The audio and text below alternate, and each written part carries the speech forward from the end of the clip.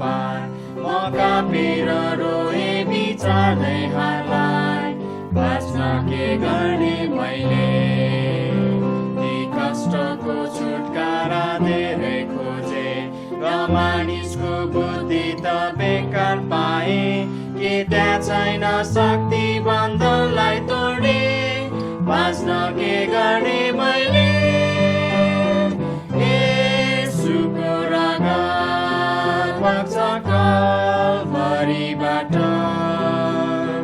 शैतानको शक्ति तोड्दै बन्धनलाई खोली महान प्रेमको महान वरदान स्वर्गले तिर्यो कल्भरी रगत स्वर्गले तिर्यो कल्भरी रगत देखे प्रभु येशूको रगत बग्दै उहाँको पीडामा सकिझ्याउँदै थिए तर उहाँले मेरो नाउँ लेखो सुने क्रुसमा झुकेर बाँच म टाँगेका प्रभुको पाउमा परे हे उद्धारक क्षमा होस् भन्दै रोए ती भार झर्यो येशूले उत्तर दिए क्रुसमा झुकेर बाँचे येशूको रगत बग्छ कल्भरीबाट शैतानको शक्ति तोड्दै बन्धनलाई खोली महान प्रेमको महान वरदान स्वर्गले तिर्यो कल्भरी रगत स्वर्गले तिर्यो कल्भरी रगत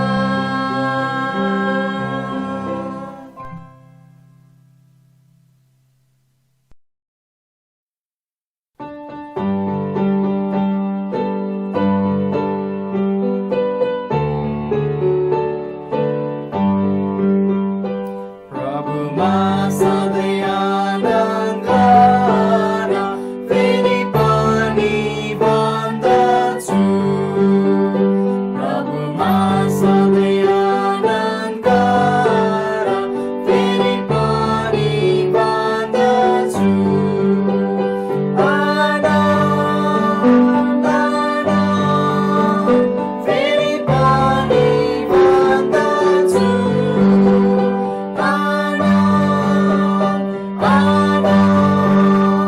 फेरि पनि भन्दछु प्रभुमा सधैँ आनन्द गर फेरि पनि भन्दछु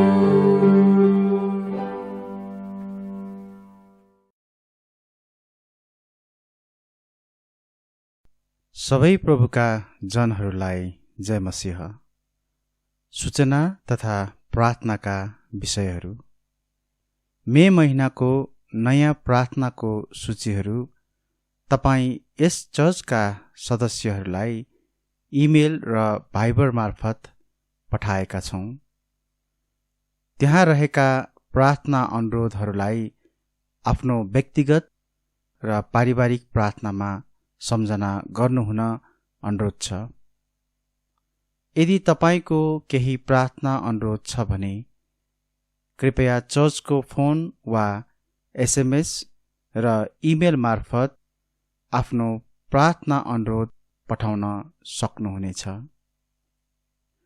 कोरोना भाइरसको महामारीको समयमा चर्चका सबै सदस्यहरूको सुस्वास्थ्य तथा खाँचोहरूको निम्ति प्रार्थना गरौँ। विश्वभरि रहेका बाइबलीय चर्चहरू तथा मिसनरी परिवारहरूको निम्ति प्रार्थना गरौँ। जोनाथन र रेचल लियोन्स परिवारको निम्ति प्रार्थना गरौँ। उहाँहरूको प्रार्थना अनुरोध पत्र यस सूचना तथा प्रार्थनाका विषयहरूको भागको अन्तमा पढिनेछ। साथै उक्त पत्र तपाईँ चर्चका सदस्यहरूले इमेल र भाइबर मार्फत प्राप्त गर्नुहुनेछ। Navajivan Baptist church, Hetauda Bethel Baptist church, Berea Baptist church तथा विश्वभरि रहेका बाइबलीय चर्चहरूको लागि प्रार्थना गरौँ।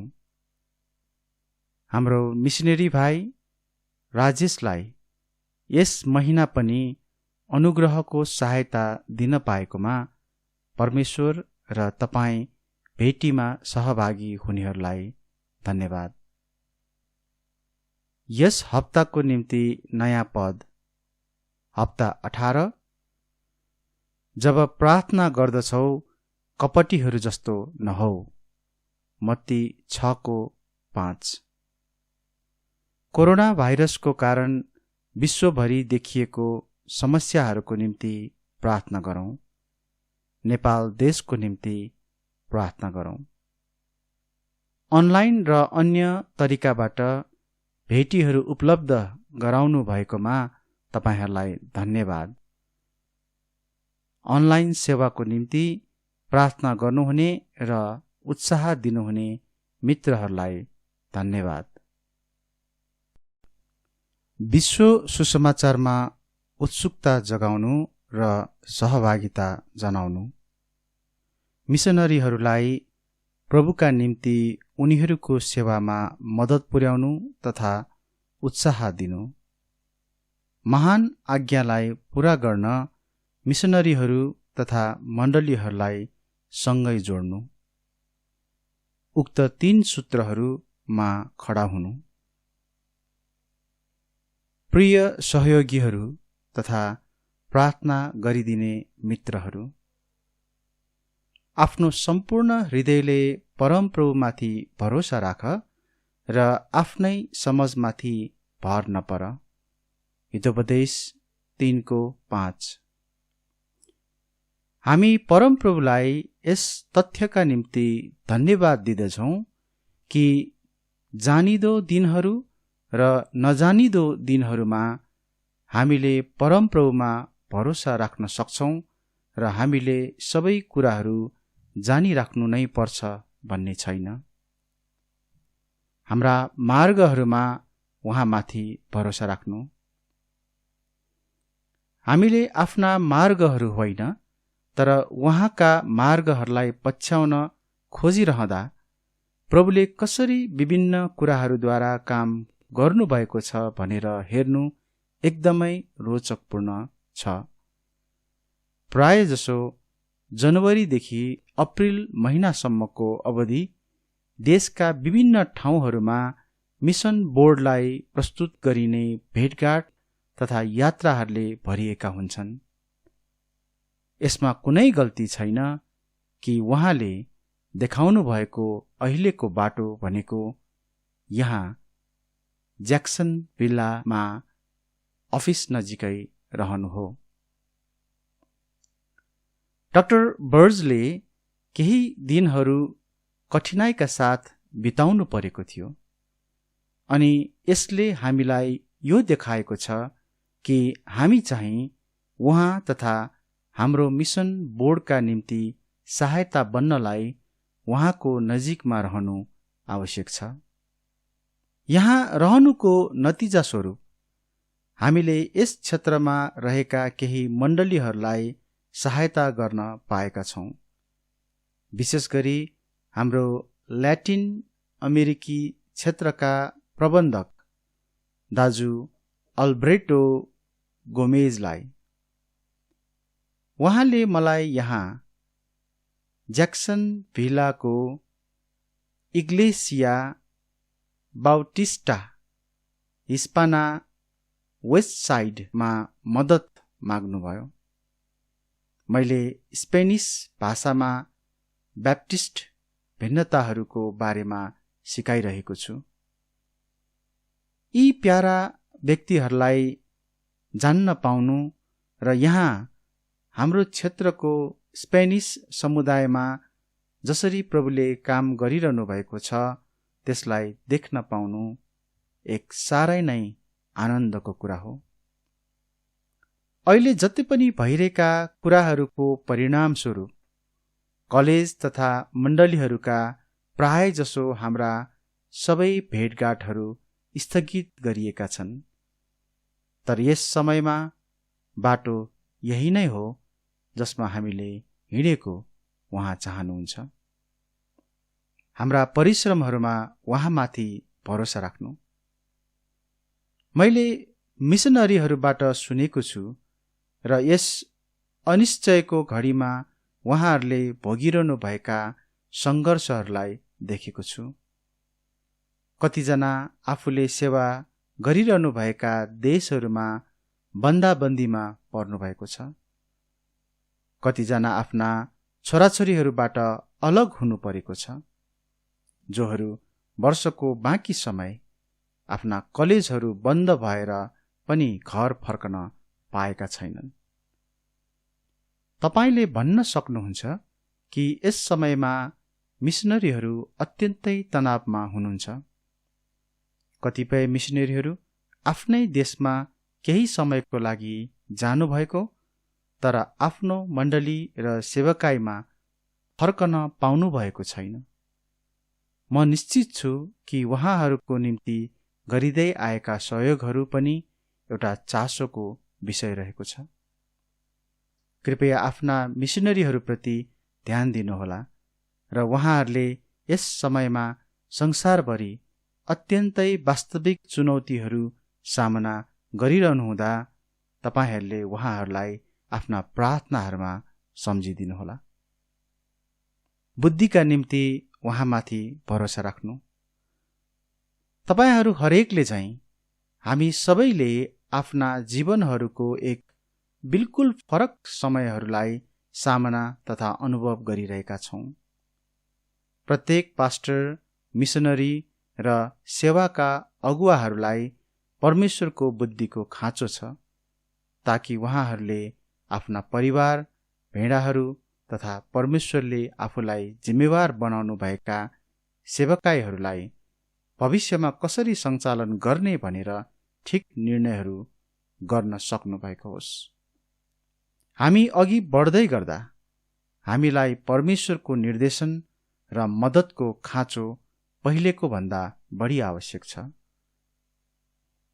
मिसन बोर्डमा रहेका हामीलाई बुद्धिको आवश्यकता छ, ताकि हाम्रा मिसनरीहरूले आफ्ना सेवकाईका क्षेत्रहरूमा विभिन्न परिस्थितिहरूबाट भएर गइरहनुहुँदा हामीले सहायता गर्न सकौँ।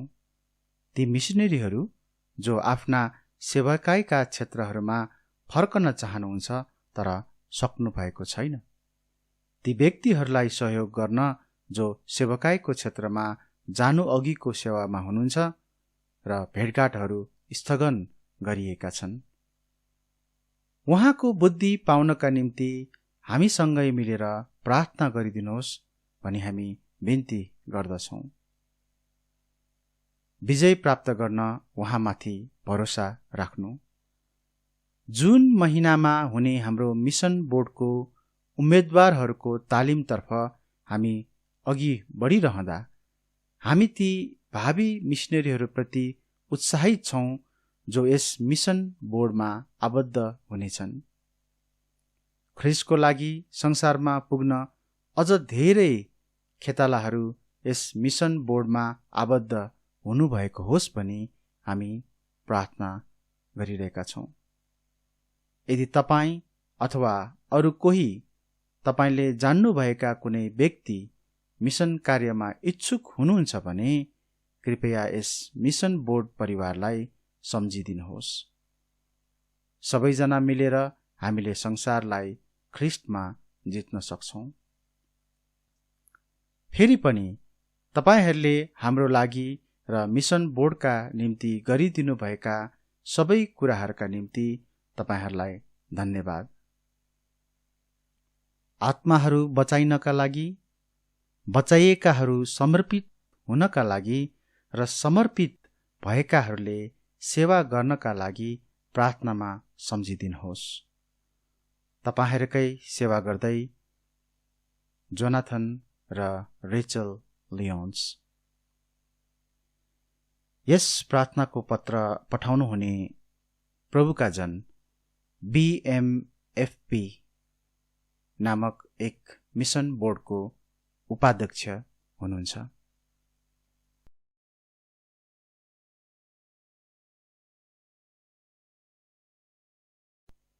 तपाईहरू सबैजनालाई प्रभु येशू ख्रीष्टको नाउँमा जय मसीह।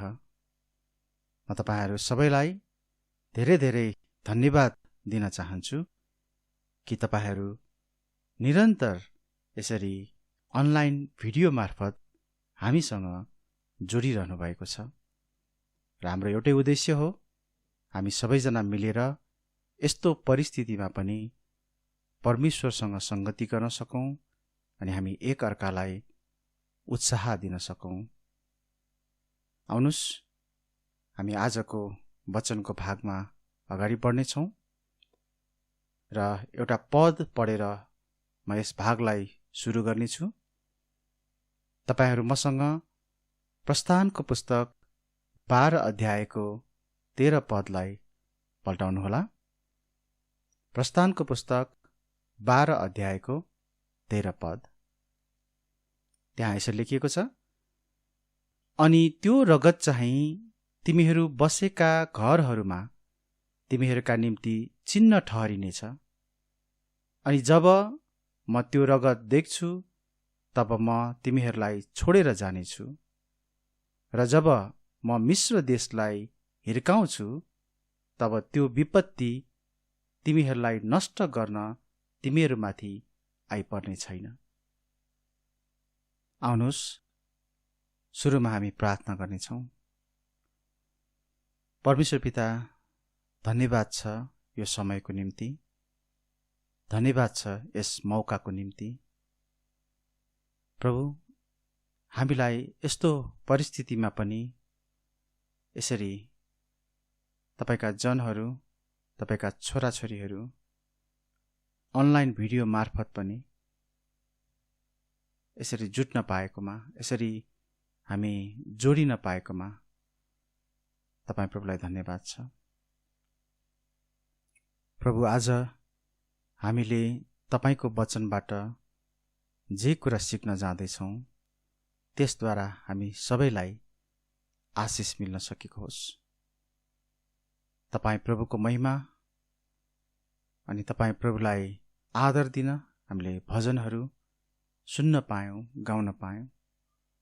अब यस वचनद्वारा पनि हामी एकअर्काले सान्त्वना पाउनको निम्ति, तपाईँ प्रभुको सत्यतालाई अझ गहिरो रूपमा हेर्नको निम्ति र उत्साह हुनको निम्ति हामीलाई प्रभु यस वचनद्वारा मद्दत मिलेको होस्।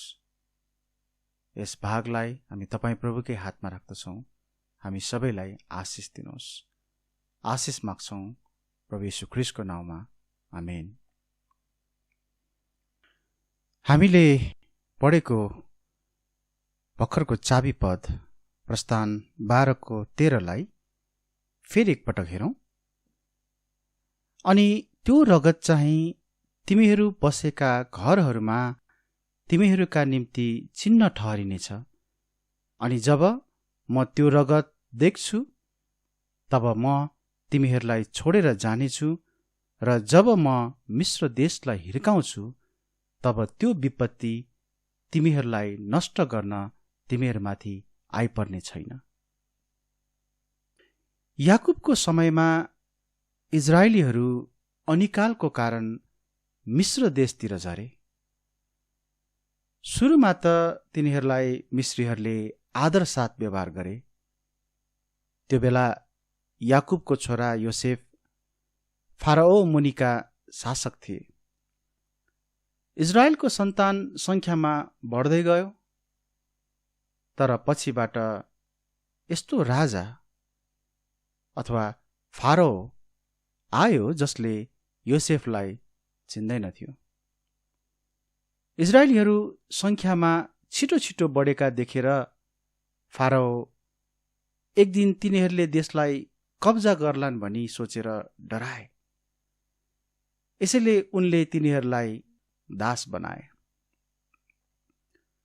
इजरायलीहरूले प्रार्थना गर्दै परमेश्वरलाई पुकारे अनि तिनीहरूलाई छुटकारा दिन उहाँले मोसालाई पठाउनुभयो।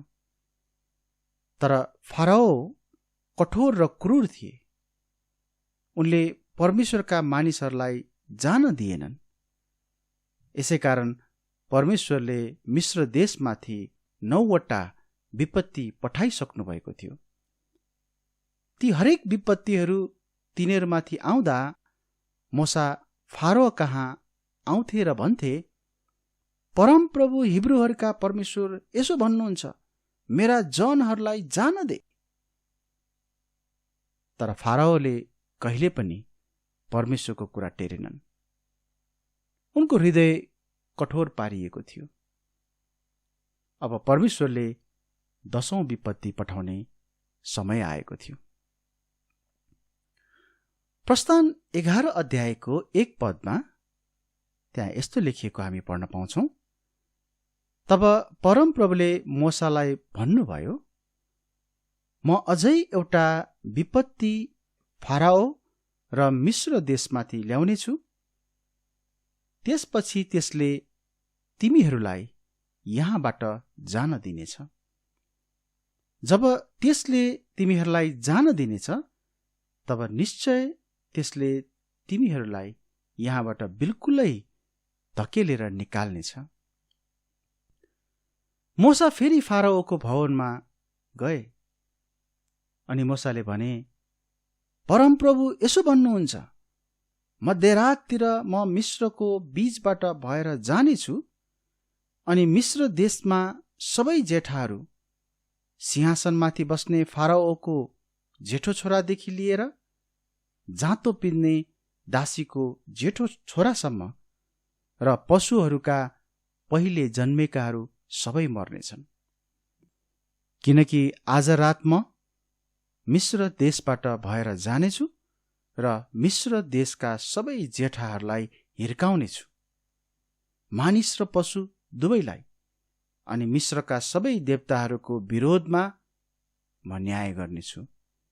म परमप्रभु हुँ। हामी प्रस्थान 11 अध्यायको 4 पददेखि 5 पदसम्म अनि 12 अध्यायको 12 पदमा यी कुराहरू पढ्न पाउँछौं।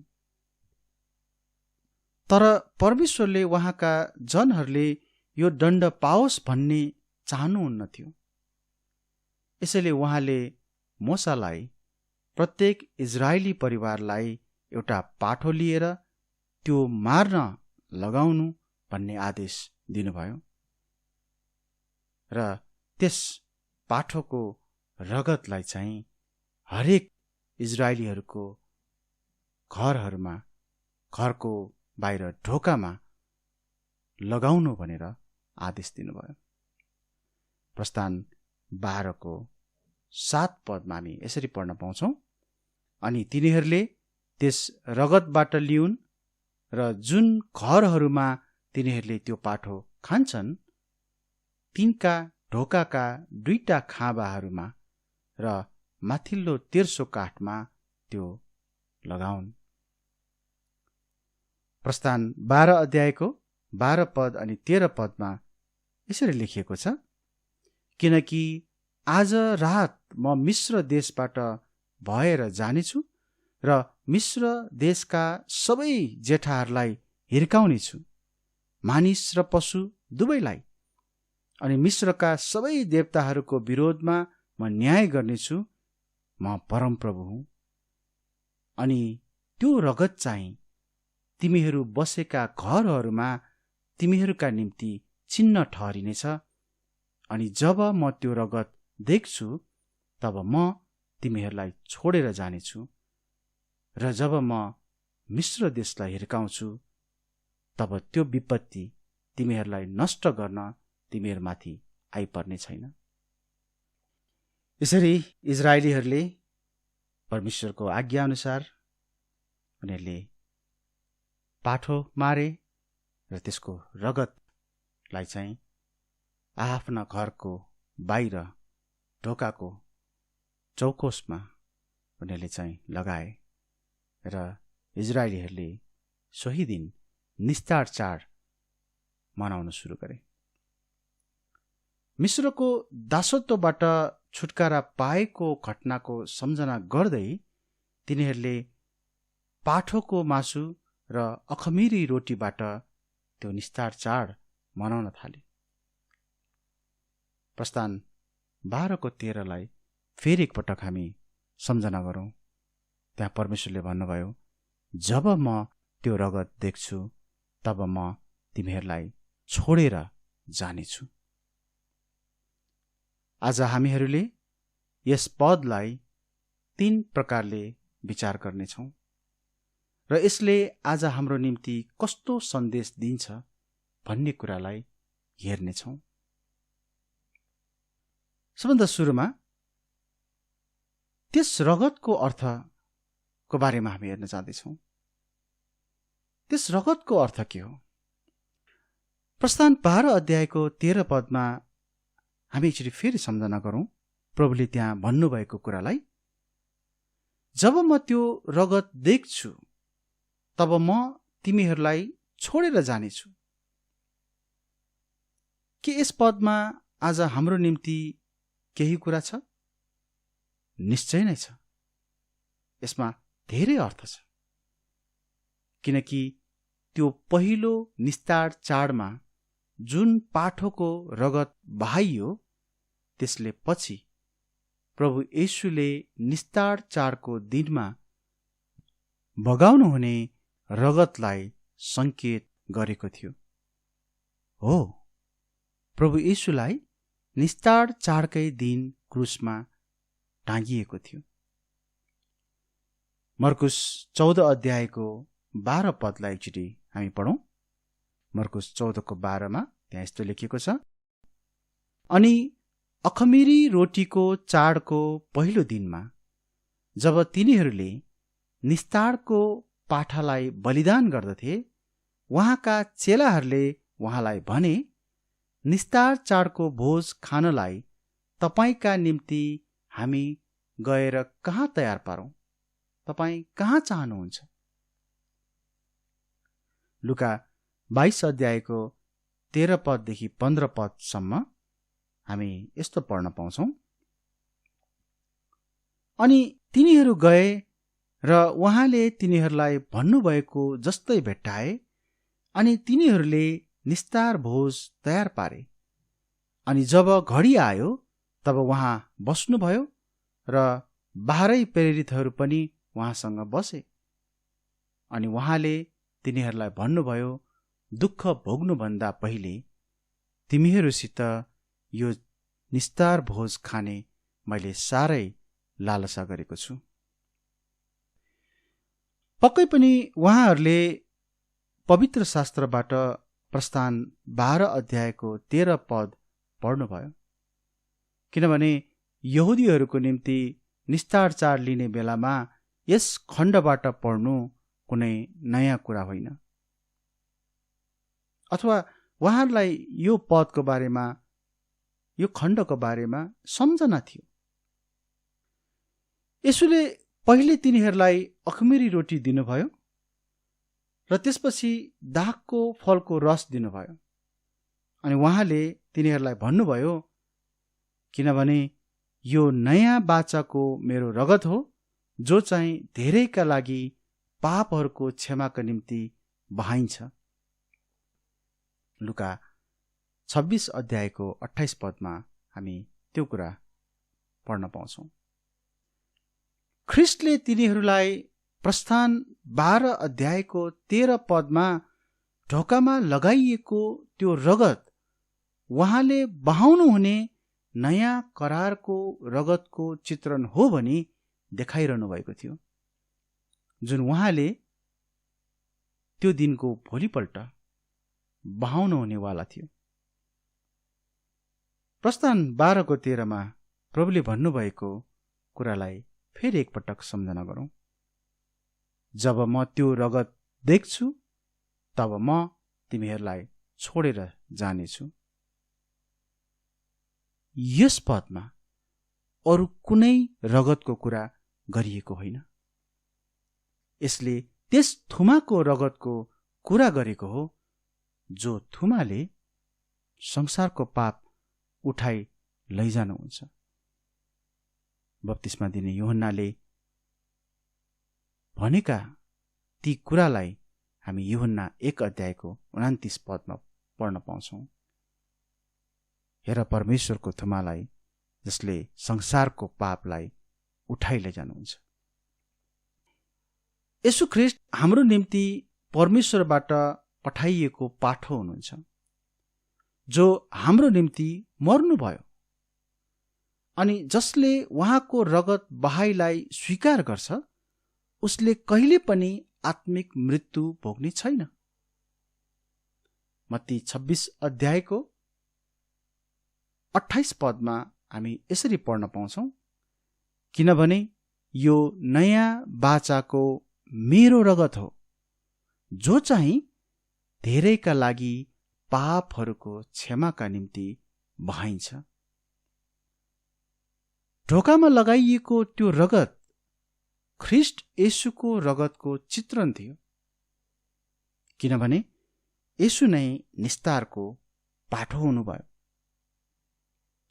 हामी 1 कोरिन्थी 5 अध्यायको 7 पदमा पढ्न पाउँछौँ, किनकि ख्रीष्ट पनि जो हाम्रो निस्तारको पाठो हुनुहुन्छ हाम्रा निम्ति बलिदान हुनुभएको छ।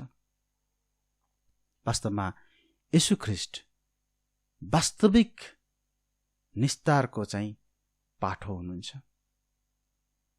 त्यस ढोकाको चौकोसमा लगाइएको रगतले अघिल्तिर हेर्दै पापीहरूलाई विनाशबाट छुटकारा दिने त्यो रगतको वर्णन गर्छ, जसलाई प्रेरित 20 अध्यायको 28 पदमा उहाँले आफ्नै रगतले किन्नु भएको परमेश्वरको मण्डली भनी उल्लेख गरिएको छ। येशूको रगतमा शक्ति छ। उहाँको रगतले नै हामीलाई हाम्रा पापहरूबाट छुटकारा दिएको छ अनि उहाँको रगतद्वारा नै हामी धर्मी ठहरिएका हौं। रोमी 5 अध्यायको 9 पदमा यस्तो लेखिएको छ, यसकारण अब उहाँको रगतद्वारा धर्मी ठहरिएका हुनाले झन बढ्ता गरी हामी उहाँद्वारा क्रोधबाट बचाइनेछौँ। यसरी प्रियहरू, प्रस्थानको पुस्तकमा हामीले हेरेको त्यस घटना अनि त्यस घटनामा त्यो मारिएको पाठो अनि त्यो बगाइएको रगत अनि त्यस रगतलाई जसरी इजरायलीहरूले आफ्नो घरको बाहिर ढोकामा छ्यापे लगाए, ती सबै कुराले चाहिँ येशू हाम्रो पाठो हुनुहुन्छ र उहाँको रगत बगाइले नै हाम्रो पाप क्षमा भएको छ, हामीलाई नाश हुनबाट जोगाइएको छ भन्ने कुरालाई प्रतिबिम्बित गर्छ। येशू ख्रीष्टको रगतले त्यस पाठोको रगतलाई प्रतिबिम्बित गर्दछ। अर्को कुरा, त्यस रगतमा रहेको सामर्थ्य, त्यस रगतमा ठूलो सामर्थ्य छ। प्रस्थान 12को 13लाई हामी एकपटक फेरि सम्झना गरौं। त्यहाँ लेखिएको छ, जब म त्यो रगत देख्छु तब म तिमीहरूलाई छोडेर जानेछु, म तिमीहरूलाई छोडेर जानेछु। यदि तिनीहरूसँग त्यो रगत छ भने तिनीहरूमाथि कुनै दण्ड आउनेवाला थिएन, तिनीहरूमाथि कुनै श्राप आउनेवाला थिएन। प्रस्थान 12को 23मा हामी पढ्छौं भने त्यहाँ यस्तो लेखिएको छ, किनकि मिश्रीहरूलाई हिर्काउन परमप्रभु पार भएर जानुहुनेछ अनि जब उहाँले चौकोसका माथिल्लो तेर्सो काठ र दुईपट्टिका खाँबाहरूमा त्यो रगत देख्नुहुन्छ तब परमप्रभु त्यस ढोकालाई छोडेर जानुहुनेछ र नाश गर्नेलाई तिमीहरूका घरहरूभित्र तिमीहरूलाई हिर्काउन आउन दिनुहुने छैन। जुन परिवारको घरको ढोकामा त्यो रगत हुन्थ्यो तिनीहरूमाथि परमेश्वरको कुनै दण्ड आइपर्ने थिएन। प्रस्थान 12 अध्यायको 22 पदलाई पनि एकचोटि ध्यान दिउँ। त्यहाँ यस्तो लेखेको छ, अनि तिमीहरूले एक झुप्पा हिसप लिनु, त्यसलाई भाँडामा भएको रगतमा चोप्नु र चौकोसको माथिल्लो तेर्सो काठ र दुईपट्टिका खाँबाहरूमा भाँडामा भएको रगत छ्याप्नु, अनि बिहानसम्म तिमीहरूमा कोही पनि आफ्नो घरको ढोकाबाट बाहिर नजानु। चौकोसको माथिल्लो तेर्सो काठ र दुईपट्टिका खाँबाहरूमा भाँडामा भएको रगत छ्याप्नु। यहाँ क्रुसलाई संकेत गरिएको छ। येशू ख्रीष्टले क्रुसमा आफ्नो रगत बगाउनु भयो। पहिलो पत्रुस 1 अध्यायको 18 पद र 19 पदमा उहाँले बगाउनु भएको त्यस रगतद्वारा नै हाम्रो छुटकारा छ भन्ने कुरालाई त्यहाँ उल्लेख गरिएको छ। म पढ्नेछु। त्यहाँ यस्तो लेखेको छ, पहिलो पत्रुस 1 अध्यायको 18 पददेखि 19 पदसम्म, किनकि तिमीहरू जान्दछौ तिमीहरूका पिता पुर्खाहरूदेखि चलिआएको तिमीहरूको व्यर्थको चालचलनबाट तिमीहरूले चाँदी र सुन जस्ता नाश हुने चिजहरूद्वारा छुटकारा पाएका होइनौ, तर निर्दोष र निष्कलङ्क थुमाको रगत अर्थात् ख्रीष्टको बहुमूल्य रगतद्वारा छुटकारा पाएका हौ। अब त्यो सम्पत्ति कुन हो जसद्वारा हामीले छुटकारा पाएका छौं? नाश भएर जाने सुन र चाँदीले त होइन, तर परमेश्वरका पुत्र ख्रीष्टको अनमोल रगतले। यो सम्पत्ति यति महँगो र महान छ कि जसलाई कुनै मानवीय बुद्धि र विवेकले बुझ्न सकिँदैन। पिताले हामीमाथि उहाँको अनुग्रह प्रशस्त गरी खन्याउन चाहनुभयो, अनि हाम्रो छुटकाराको मोलको लागि उहाँले आफ्नै पुत्र ख्रीष्टलाई हाम्रो निम्ति उहाँको रगत बगाउन लगाउनु भयो, अनि यसो गरेर उहाँको सम्पूर्ण सम्पत्ति हामीलाई प्रदान गर्नुभयो। गेत्सेमनीको बगैँचामा ख्रीष्टको रगत पसिनाका थोपाहरूको रूपमा भुइँमा खस्यो। पिलातसको महलमा उहाँमाथि कोर्रा बर्साइँदा उहाँको रगत बग्यो। काँडाको मुकुटले उहाँको निधारमा घोच्यो र उहाँका आँखाहरूबाट भएर उहाँको रगत बग्यो। किलाहरूले उहाँका हात र पाउहरू छेडे र क्रुसबाट उहाँको रगत धरधरी बग्यो, अनि सिपाहीहरूले भालाले उहाँको कोखामा घोचे, अनि तुरुन्तै रगत र पानी निस्के। परमेश्वरले आफ्ना पुत्र येशू ख्रीष्टलाई हाम्रो निम्ति रगत बगाउने अनुमति दिनुभयो र यसरी सम्पूर्ण सम्पत्ति हामीलाई प्रदान गर्नुभयो। पहिलो यूहन्ना 1 अध्यायको 7 पदमा त्यहाँ यस्तो लेखिएको छ, र उहाँका पुत्र येशू ख्रीष्टको रगतले हामीलाई सब पापबाट शुद्ध पार्छ। ख्रीष्ट येशूको रगतद्वारा सबै पापबाट शुद्ध भइन्छ, सबै पापबाट। उहाँको रगतले शुद्ध पार्न नसक्ने कुनै पाप छैन। त्यो रगतले पखाल्न नसक्ने कुनै ठूलो पाप छैन। यसले शुद्ध पार्न नसक्ने कुनै पाप छैन, किनकि उहाँका पुत्र येशू ख्रीष्टको रगतले हामीलाई सब पापबाट शुद्ध पार्छ। उहाँको रगतको निम्ति जस्तो सुकै पापलाई पनि शुद्ध पार्न सक्नु कुनै ठुलो कुरा होइन, चाहे त्यो जतिसुकै घृणित वा खराब नै किन नहोस्, किनकि ख्रीष्टको रगत सब पापलाई शुद्ध पार्न पर्याप्त छ। यसैले हामी प्रस्थान 12 अध्यायको 13 पदलाई बुझ्न सक्छौं। जब म त्यो रगत देख्छु तब म तिमीहरूलाई छोडेर जानेछु। आज हामीमा पनि परमेश्वरले त्यसरी नै देख्नुहुन्छ। हामी जसले उहाँको रगतलाई, उहाँको रगत बगाईलाई स्वीकारेका छौं,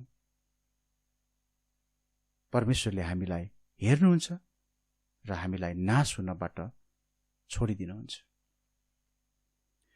यसैले येशू ख्रीष्टको रगतमा सब पाप शुद्ध गर्ने सामर्थ्य छ। अब हामी तेस्रो कुरालाई हेरौं। त्यस रगतको प्रयोग प्रस्थान 12 अध्यायको 7 पदमा हामी पढ्न पाउँछौं। अनि तिनीहरूले त्यस रगतबाट लिउन् र जुन घरहरूमा तिनीहरूले त्यो पाठो खान्छन् तिनका ढोकाका 2टा खाँबाहरूमा र माथिल्लो तेर्सो काठमा त्यो लगाउन्। तपाईले यो पदमा हेर्नुभयो भने तिनीहरूले अर्थात् इजरायलीहरूले त्यस रगतलाई के गरून् भनिएको छ? लिउन् भनिएको छ। उनीहरूले त्यो रगत लिनुपर्ने थियो।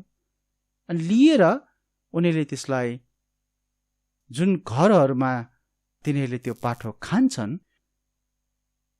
ती घरहरूको ढोकाको खाँबाहरूमा त्यो रगत लगाउनु पर्थ्यो। उनीहरूले पाठोलाई मारेर मात्रै पुग्दैन थियो, रगतलाई भाँडोमा राखेर मात्रै पुग्दैन थियो, तर त्यसलाई चाहिँ उनीहरूले लिनुपर्ने थियो र हिसपले चाहिँ आफ्नो घरको ढोकाहरूमा त्यो रगत छ्याप्नु पर्ने, लगाउनु पर्ने हुन्थ्यो। अनि प्रस्थान 12 को 13 मा जब हामी पढ्न पाउँछौं, जब म त्यो रगत देख्छु तब म तिमीहरूलाई छोडेर जानेछु। तब ती प्रत्येक घरहरू जहाँ त्यो रगत लगाइएको थियो ती घरहरूलाई परमेश्वरले छोडिदिनुहुन्थ्यो। यदि त्यो पाठोको गर्दन निमोठिएको वा त्यसलाई रगत नबगाई अन्य तरिकाले मारिएको भए नाश गर्नेले इजरायलीहरूका प्रत्येक परिवारका पहिले जन्मेका सन्तानहरूलाई समेत दण्ड प्रहार गर्ने थियो। यदि त्यो पाठो मारेर त्यसको शरीर ढोकाको चौकोसमा झुन्ड्याएको भए नाश गर्नेले दण्डले प्रहार गर्ने थियो। यसको मतलब यदि त्यहाँ कुनै रगत छैन भने नाश गर्नेले कसैलाई छोड्नेवाला थिएन। उनीहरूले यस कुरालाई ध्यान दिन अत्यन्त जरुरी थियो। त्यो पाठोको मृत्युले मात्र होइन, तर त्यसको रगतले फरक पार्थ्यो। हो, त्यो पाठो मारिनु पर्थ्यो, तापनि परमेश्वरले भन्नुभयो, जब म त्यो रगत देख्नेछु, जब म त्यो रगत देख्नेछु तब म तिमीहरूलाई छोडेर जानेछु। पाठोलाई मारिसकेपछि भाँडामा बाँकी रहेको रगतले मात्र पनि त्यो दण्ड रोक्न सक्दैन थियो। त्यो प्रयोग गरिनु पर्थ्यो। त्यो रगतलाई हिसपको झुप्पा लिएर त्यसलाई भाँडामा भएको रगतमा चोपलेर र चौकोसको माथिल्लो तेर्सो काठ र दुईपट्टिका खाँबाहरूमा भाँडामा भएको रगतले छ्याप्नु पर्थ्यो।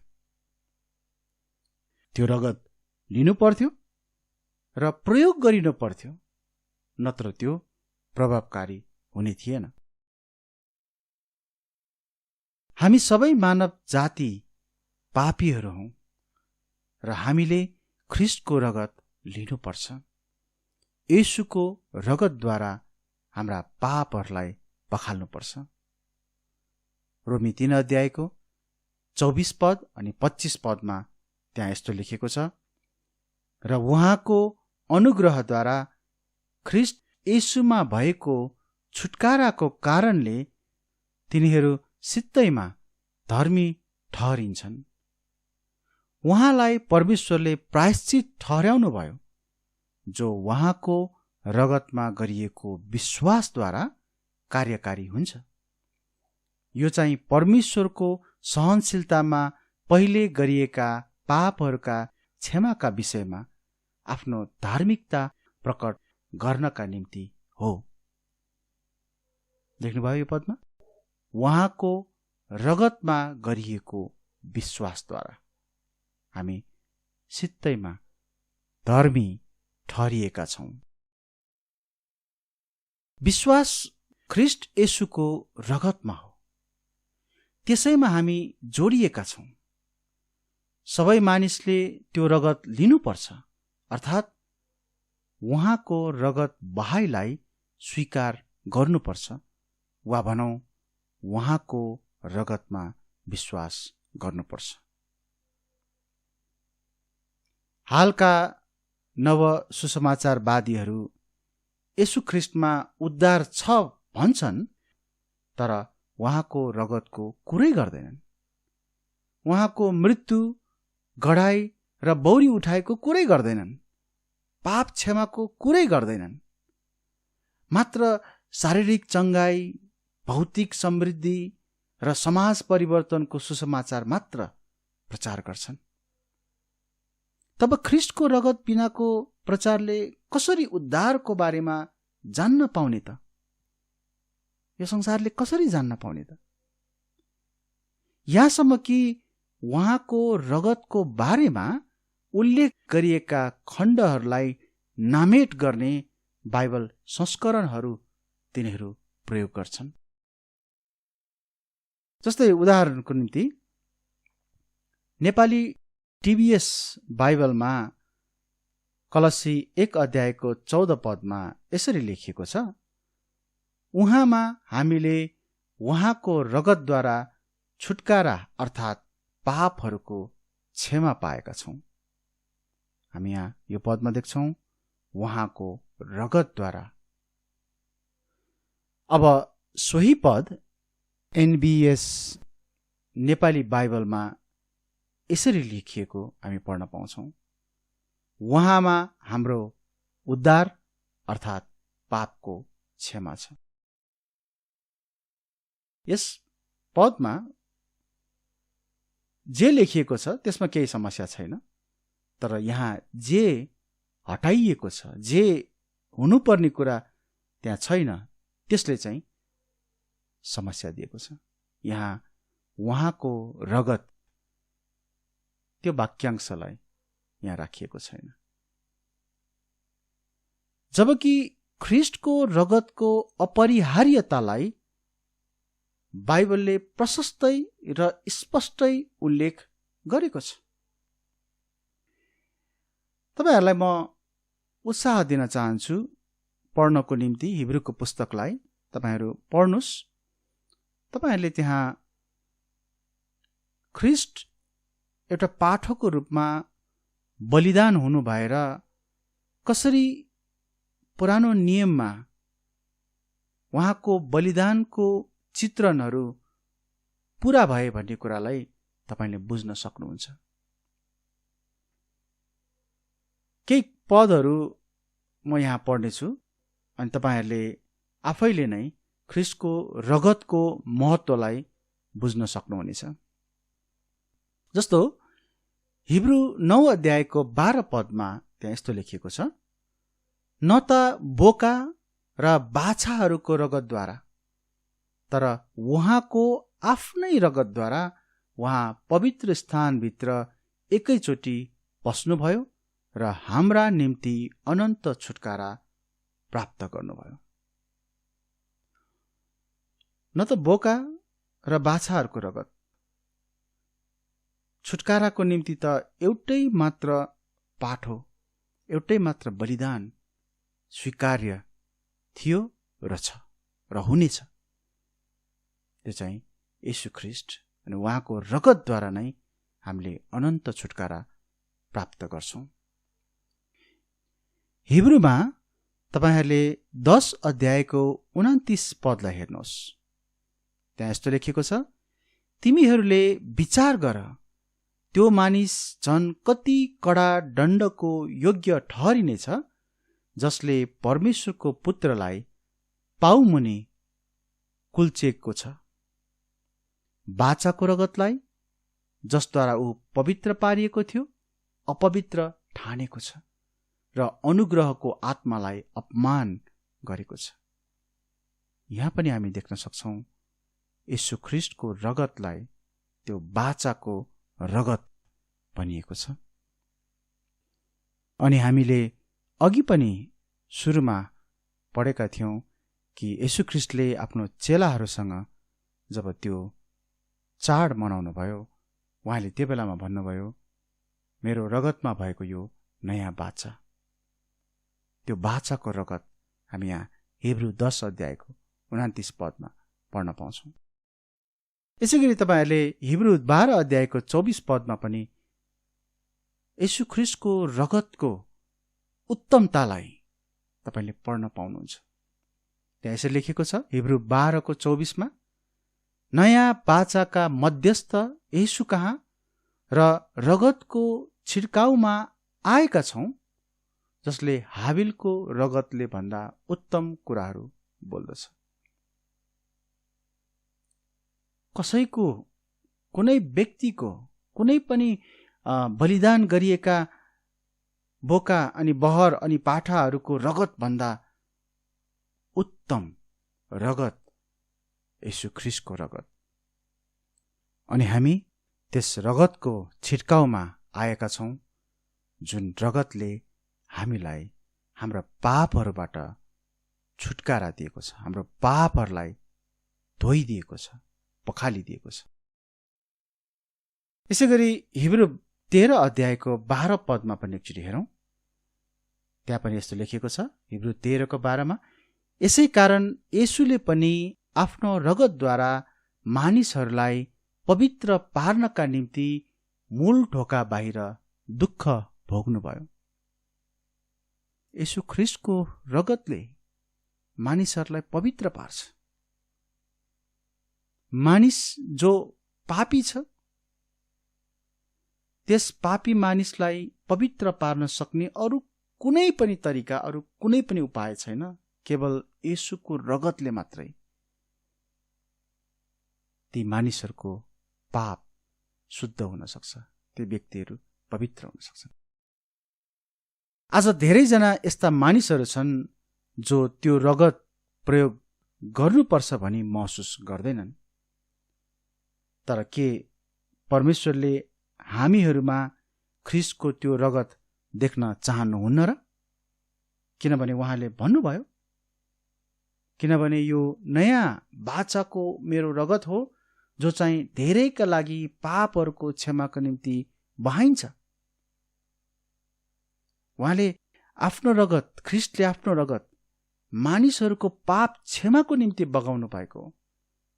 अनि हामी प्रस्थानमा प्रभुले भन्नुभएको कुरालाई सम्झन्छौं, जब म त्यो रगत देख्छु तब म तिमीहरूलाई छोडेर जानेछु।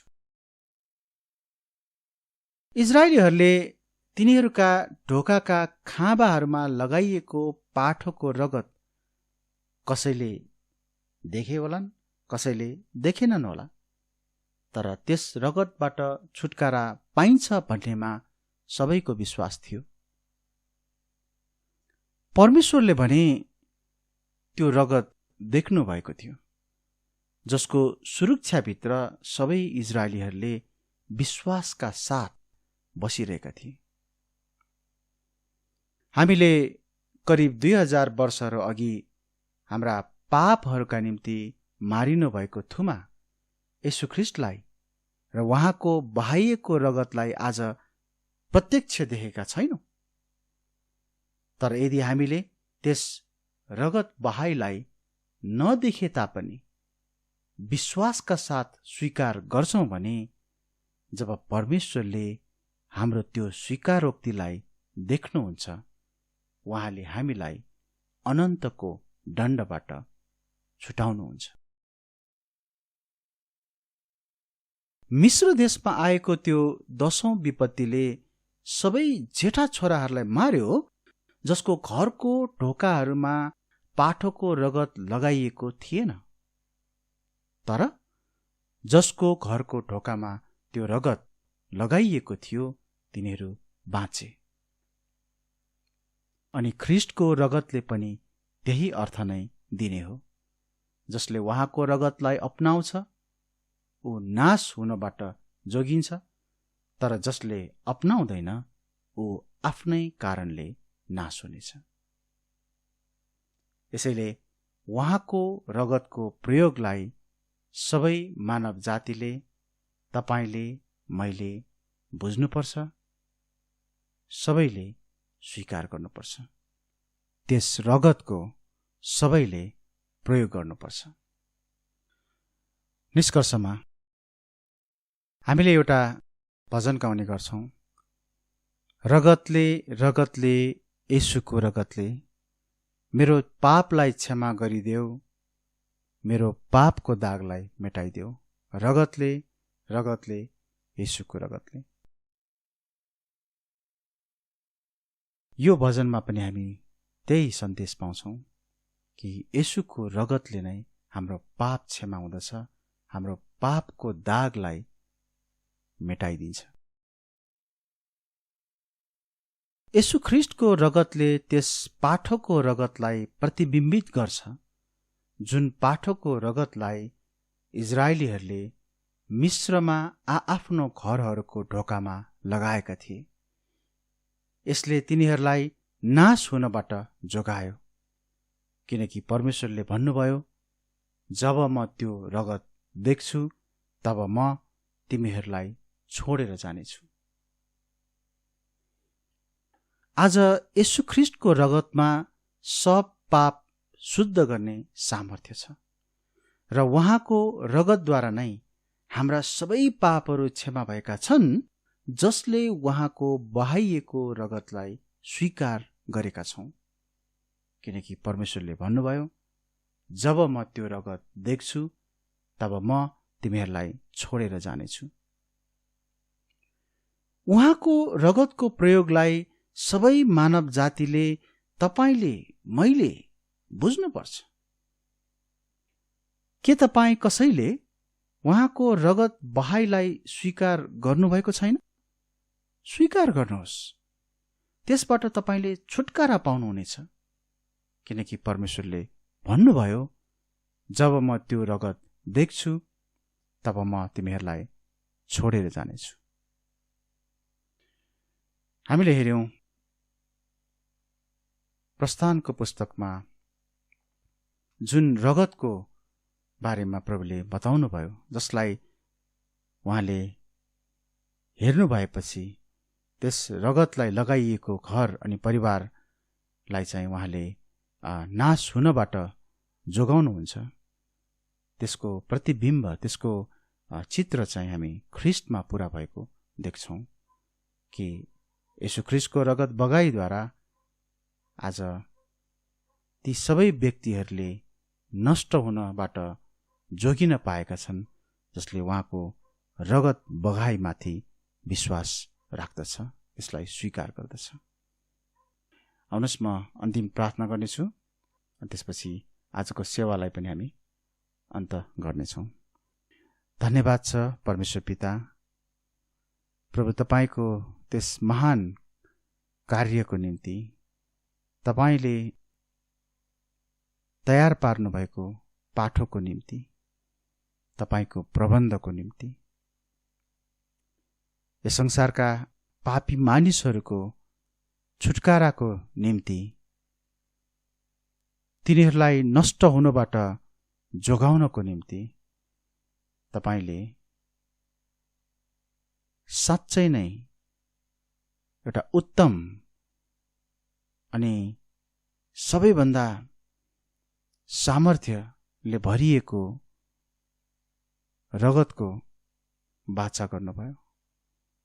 अनि त्यो रगत चाहिँ येशू ख्रीष्टको रगत थियो। तपाईँ ख्रीष्टले पनि हाम्रो निम्ति निस्तारको पाठो बन्नु भएर हाम्रो निम्ति बहुमूल्य रगत बगाउनु भयो। अनि जसले तपाईँको रगत बगाइलाई स्वीकार गर्दछ, मेरो निम्ति, हाम्रो निम्ति हो भनी विश्वास गर्दछ, ती व्यक्तिहरूले नष्ट हुनबाट जोगिने मौका पाउँदछन्, नयाँ जीवन पाउँदछन्। प्रभु, हामी धन्यवाद भन्दछौँ पुरानो नियममा घटेका ती प्रत्येक घटनाहरूले तपाईँ प्रभु येशूको चित्रण गर्दछ। ती कुराहरू बिना अर्थका छैनन्, तर त्यहाँ हामी तपाईँ ख्रिस्टमा पूरा हुने कुराहरू देख्न सक्छौँ। हामीलाई यो बुझ्नमा सहायता गर्नुभयो, हाम्रो निम्ति तपाईँले रगत बगाउनु भयो, धन्यवाद भन्छौँ। यसपछिको बाँकी समयलाई पनि हामी सबैको जीवनलाई पनि तपाईँ प्रभुमा राखेर आशिष माग्छौँ, प्रभु येशूको नाममा, आमेन।